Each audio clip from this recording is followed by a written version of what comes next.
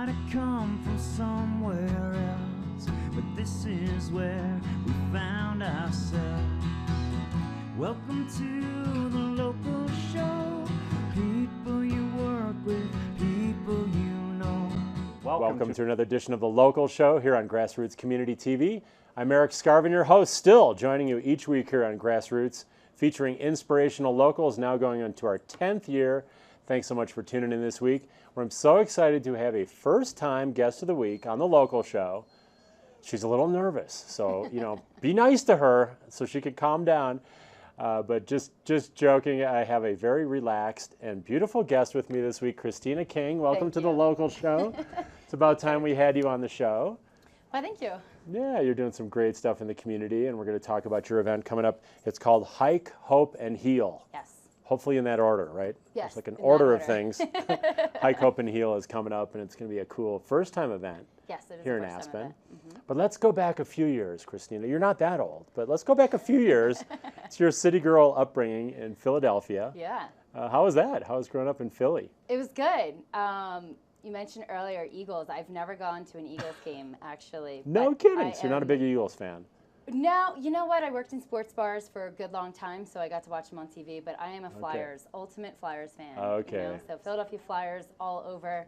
There you go. Yeah, that's my team. So. So you went to some Flyers games growing up? Yeah, so my dad's a painter. He is a self-employed painter, and for MAB Paints, he always would get the tickets for the Phillies and the Flyers. Okay. And he and I, or my sister, or whatever, whichever one he took, we would go to the games, and I think I liked the Flyers. It was more known that I liked hockey better than baseball, or than my sister and brother. So that's my memory of going to the Flyers games, and yeah, it's good memory. Were you like in the suburbs or like right in the city itself? Or well, we're about 20 minutes outside of Center City, but still in Philadelphia, like the greater northeast of Philadelphia. Okay. Good old Archbishop Bryan, Morrell Park, that area. Nobody would know, but. Right. So how are people back there? I mean, obviously meeting you, they seem friendly and people seem pretty cool and well, fun. Thank you. Yeah, that I've met over the years from that area, but don't know a ton of people from Philadelphia. What was that? I don't know a ton of people from Philadelphia. So how would you kind of categorize or generalize, describe that area and the people? Well, we're intense. You're intense people. Uh-oh. I won't deny that one. But I think it's, the whole East Coast mentality. Like we're kind of always doing the next thing, always running to the next place. There's always traffic. There's always, whatever, horns beeping and all that stuff. And, that city lifestyle. A little wound up. Yes. A little high pace. You could explain. Intense? Is that the same as passionate? I don't know if it's the same as passionate, but I definitely would consider myself passionate. And I would consider Eagles and Flyers and Phillies fans passionate as well. Yes. Even though they're very intense. Yes. Right. Emotional people, very loyal, it seems like. Yes. Devoted in terms of their fans, especially. Exactly. Well, I think that's what we're known for, being devoted and loyal. We got that going for us. And then you went on to Penn State. Yes, and I did. What did you graduate? What was your major at Penn State? It was social and psychological sciences at Penn State. Okay. Yeah, I went up to main campus for 1 year. So I only did the 1 year main campus deal, and it was a lot of fun. But I wanted to get back home and work at the place I've worked for a long time and just support myself. I paid for college and all that good stuff, so it was just easier to be able to pay the bills living at home and going to Penn State and Abington and finishing up there. So that was good. All right. And then you kind of went on and you did you did an internship. Looks like, can you tell us a little, or was that right after college, or what was your first experience out of college? My first experience was, I had no idea. I know I wanted to get into psychology. I know I wanted to go the therapist route. I wasn't sure whether that was going to be a doctorate program, psychiatric, I just had no idea. And the only thing I did know is that I wanted to go see the world. And I just wanted to get out and about and do things. So that summer, I went to Europe with a good friend of mine, Sean, and we had a blast. We traveled for a good 3 weeks, and I met some amazing people. And then I did the 7-day San Juan hut trip from Telluride to Moab. I'm sure you're familiar with that mountain bike ride. I haven't done it, but I've looked at it. I've actually researched it for a birthday ride. I have no idea how I did it, because I go mountain biking today. I'm like, was I losing my mind? It was pretty intense. And That was with Jason LaPointe and Wendy and Bill Simon and Heidi Coer. So do you do about, just to give people an idea, it's like 7 days, you do, what is it, about 30, 40 miles a day? Or how does that pan out? It's about 30, 40 miles a day. Okay, yeah, so that's serious riding. Oh, it was serious riding. And you didn't really prepare, it sounds like. I did in my own way, but I was a city girl coming to the mountains. Like, I mean, what are you preparing for? Cruising the bike paths of Philly? Yes, exactly. Kind of like, hey, get out of my way. Yeah. I'm intense, I'm passionate. I'm going to bunny hop over you. Probably the Wait a minute, I don't have the skills. But I learned a lot on that trip, and it was great. I mean, it wasn't just a physical experience. It was definitely an emotional experience. I mean, we got lost in the desert the one day, and it just... None of us the whole time ever got in an argument with each other, but we were definitely at our limit on a couple days. So it's, you know, I remember reading an article probably 2 months later where some major athletes did it and they quit on day 2 because they had this huge snowstorm come through and all this weather and it was crazy. And I'm like, I did that. Like, I got it done. You guys were high-fiving like symbolically to your rest of your group, and I'm sure you were doing the physical high-fiving at the end of that because it sounds challenging. So that was like the challenge of your life physically to that point in time? It definitely was. This is 2005. Yes, 2005. Okay. And my aunt and my uncle lived here, and they had invited me. They went on that trip with me, and I just remember finishing up and talking to my uncle and saying, hey, I kind of want to do the move to Aspen. Like, do you mind if I come out and hang out with you guys for a good year and see what it's like? And so that's where I made the move. I came out for 24 hours in Moab, and I stayed a whole year. And I worked everywhere. I think I told you that a little bit. Yeah, Ski-Co and... Ski-Co, airport. Airport, Aspen Club and Spa. Yeah, the hospital for about a couple months. It just...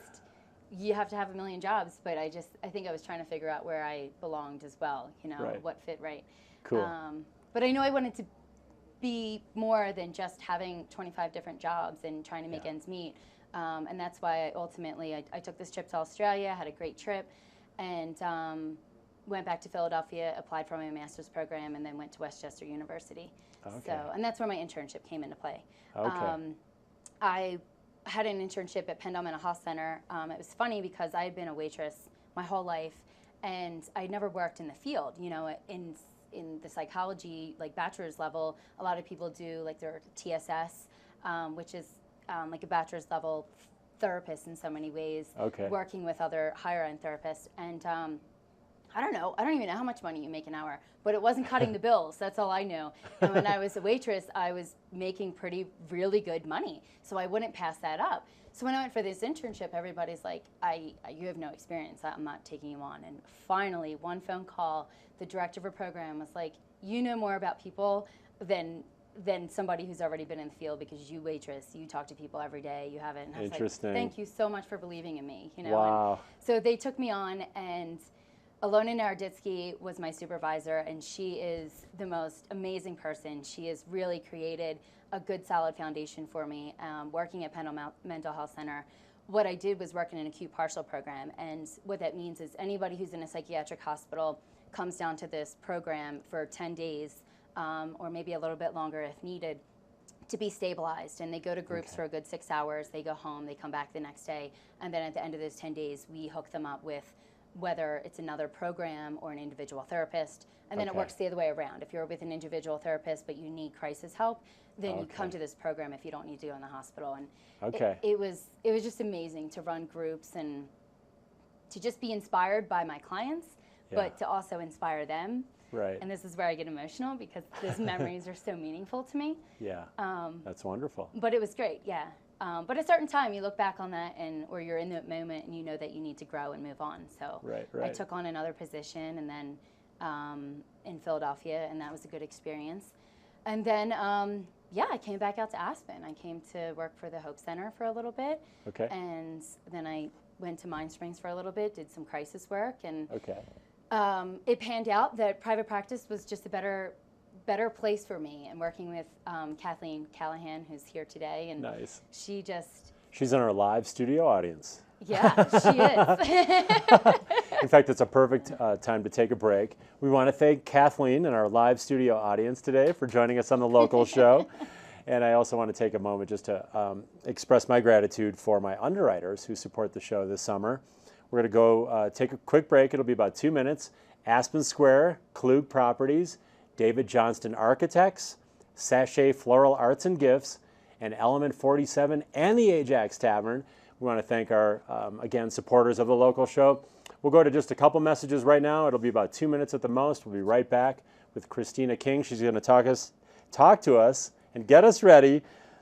Hopefully I can talk for the Hike, Heal, and Hope event, or Hike, Hope, and Heal. I'm trying to get those in the right order. No worries. We'll be right back right after this. Don't go away.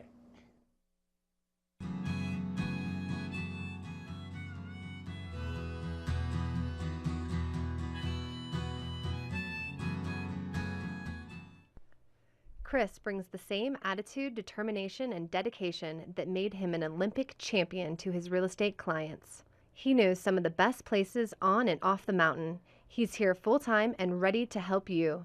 To search the local real estate market, visit klugproperties.com or call 948-7055. Celebrating another great summer season, Aspen Square is the hospitality place in downtown Aspen, featuring fireplace studios and larger condominiums with full hotel-style services. All accommodations are air-conditioned. Aspen Square is proud to support the local show. David Johnston Architects has been designing vibrant and intentional residential, commercial, and mixed-use architecture since 1997. They have the resources and expertise of a large firm with the experience of a small studio. Their versatile team is behind the Spring Building and the soon-to-be-renovated Jerome Professional Building. Their phone number is 925-3444. Welcome to the local show. People you work with, people you know. We're here on the local show. Thanks for joining us this week. We've got Christina King in the house. She's the founder of Aspen Strong Foundation. And you've got all kinds of like initials after your name. M.A., LPC, CP, isn't that another one? No, that's not I couldn't mine. fit all the initials Just after your MA, name. LPC. Well, MA is for master's program, and LPC Master's. is for licensed professional counselor. Okay. Yes. Okay, got it. All those initials, they just so confuse me. But I'm easily confused.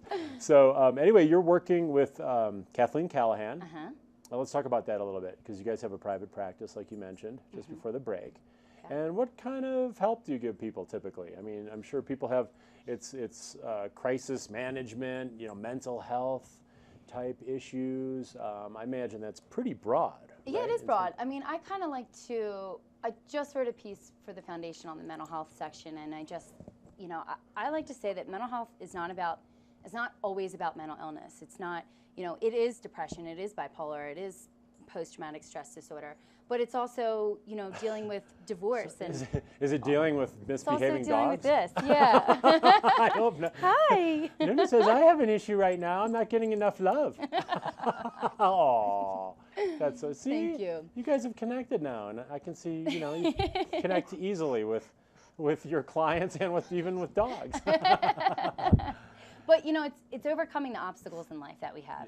Yeah. I've seen a therapist myself. I can admit to having needed help to overcome my own obstacles. Yeah. Whether that was a mental illness at some point or just a challenge in my life that I needed Sure. somebody else to kind of be an outside source to give me help to assist me. Right. And clients that I've had so far in this valley or She's never done this before, by the way. I mean, you're really bringing out the best in the Luna doggy here. This is a good sign, Christina. Thank you. But in private practice, I've worked with people who I've seen for 2 times, and it was just simple questions that they just needed to hear and to say, oh my gosh, I had a revelation, like thank you so much. Yeah. Or it's long term, or it's somebody with a serious mental illness, or just somebody dealing with loss, grief, and how they get through that.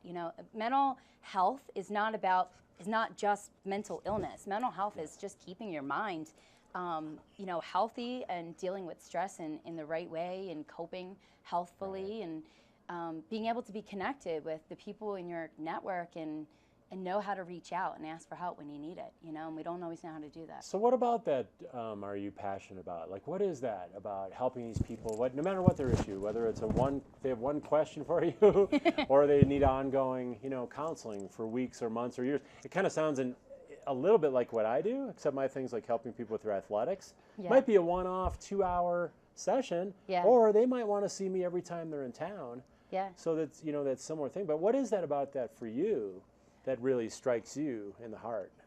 Well, it's just, and it's funny because I'll like almost tear up in a session sometimes when I just see like movement in somebody's personality or in somebody's like insight. And it just brings so much joy to me to be able to see people have more confidence in themselves to be able to deal with their own problems. Just one thing that I say all the time is I'm a cognitive behavioral therapist, and it's kind of a joke in our CBT world, cognitive behavioral world, that what we're doing is we're giving the tools to our clients so that they can be their own therapist. And that would put me out of business, essentially. Right. But I look at my thing the same way. That's funny that you say it that way, because Yeah. you're really giving them the tools, like you say, so they can be self-sufficient. I mean, to a degree. Of course, we always need help and friends and consulting and experts and that, but it's just really, I really identify with what you're saying. yeah, and You're it's, giving them those I key don't want them tools. to be dependent on me. I want to empower them, not enable them. Yes. And I want to give them the sense of confidence that they can do that for themselves, and they can empower other people in their world as well. Right.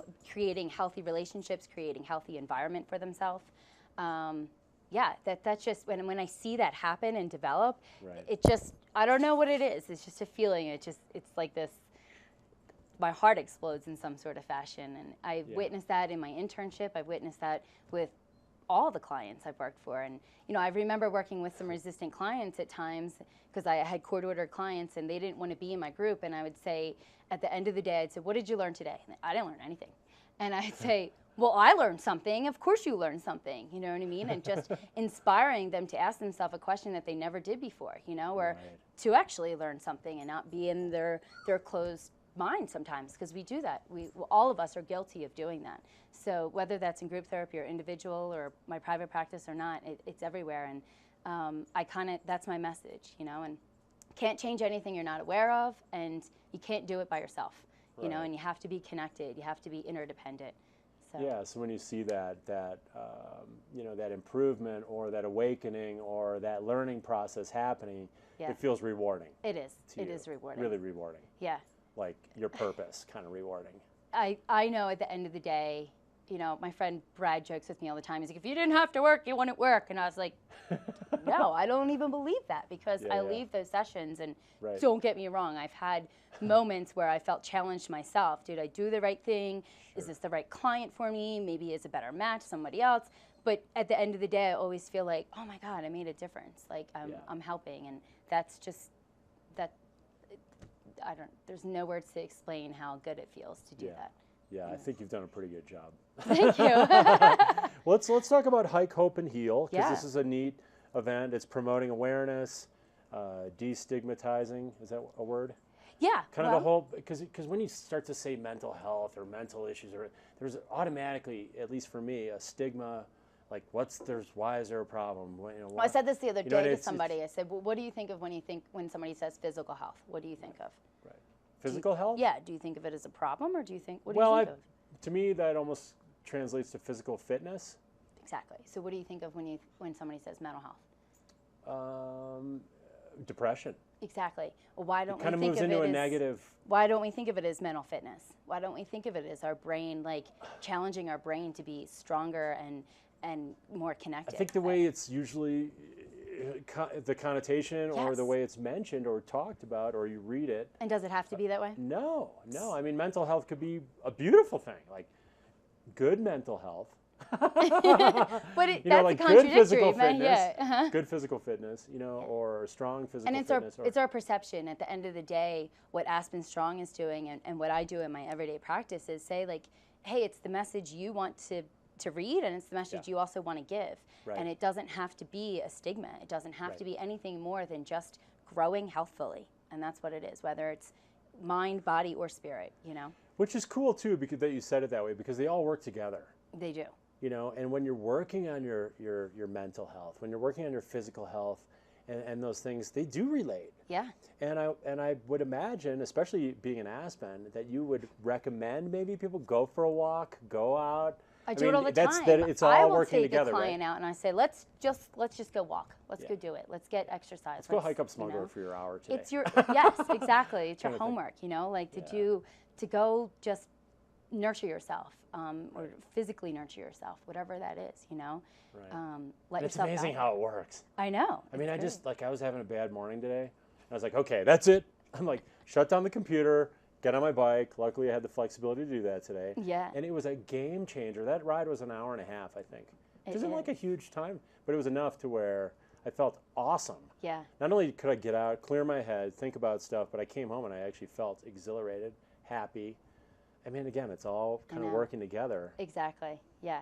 And It's that you have to make the effort to do it, but the effort is so rewarding at the end of the day. It's anything you do, you know? Life isn't easy. Life isn't a box of chocolates. And I don't know, what's that one baseball movie where Tom Hanks is like, if it was easy, everybody would do it. You know what I mean? Oh, and like, yeah. it's just. I can't remember, but I know which one. Yeah, you're League of talking Their about. Own, you know? And I love It was that, the women's. that part. Was Yeah. it the women's baseball team? It was, yes. Yeah. It's the greatest thing, you know? Like, if it was easy, everybody would do it. Like, there's Right. a reason why we have anxiety when we do things. I said that to somebody the other day. One of my clients were like, I have anxiety, I don't want to do that. And I said, thank God you do have anxiety, because otherwise we'd have to take you to the hospital because something would be wrong. Like, you know what I mean? Right, Like, it's normal to have yes, some exactly. It's level. It's normal. It's your perception of what it is and how you transpire that. You know, are you going to make it productive, or are you not going to make it productive? And that's your choice at the end of the day. Well, you're tying it all together here, the physical, the mental. Hike, Hope, and Heal. Can you give people some base, first of all, the date that this event? And August 23rd. Give us the basics. Saturday, August 23rd. Okay. The hike will start at 8 a.m., but we ask everybody to be at Heron Park around like 7:30, 7:50, kind of like before we want to start. And we're going to begin at Heron Park. That's where everything is set up. And then we're going to start the hike at Heron Park, go up to Smuggler, and then come back down, come back to Heron Park, and have a nice picnic. And have some organizations that are already doing all the work, you know, providing mental health services and addiction services in the Valley. We're going to have some of them there that day. Hopefully, I believe Pitkin County Public Health and Garfield Public Health, I believe they'll be there to kind of just support and give out resources. I think it'll be great. You know, it's a place where I want everybody to come together to feel connected, but that it's not stressful. That Right. it's not the stigma thing, you know. It's just like, let's just celebrate healthy living, Sure. you know, with what we were just talking about, mind, body, and spirit. It's cool when you tie it to like a hike up Smuggler. It's inviting, it's fun, Yeah. social. Yes. So it's like a fun environment. It's a relaxed environment. Yes, exactly, and that's what it's meant to be. And you know, the registration fee is $25, but that registration is a direct donation to the Mental Health Community Fund, and right now, you know, we have the registration is set up today. It's on our website, www.aspenstrong.org. And I don't know what else to say. I'm kind of getting nervous at the moment. So they can go to aspenstrong.org. Yes. Register, exactly. find more information. And is it like more of a recreational hike, or can you race it, or Yeah, can I you mean, do both? I or? kind of want to run it. I personally want to run I it. know, to me it would be fun to kind of push so that a little bit. I'm just inviting. It's just whatever you guys, whatever anybody wants to do. Is it you know, timed?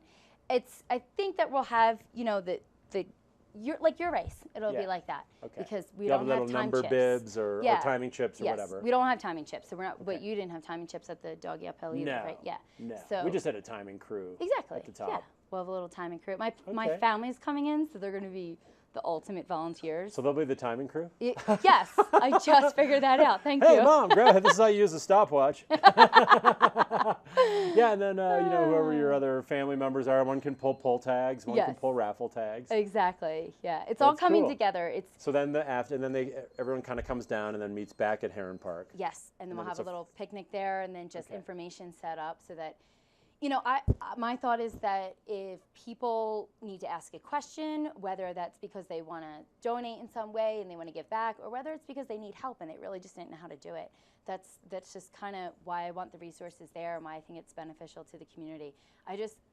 going back to the stigma. It's about desensitizing the stigma on mental health, Right. bringing the community together, not being afraid to say mental health and talk about it, and just it's part of our life.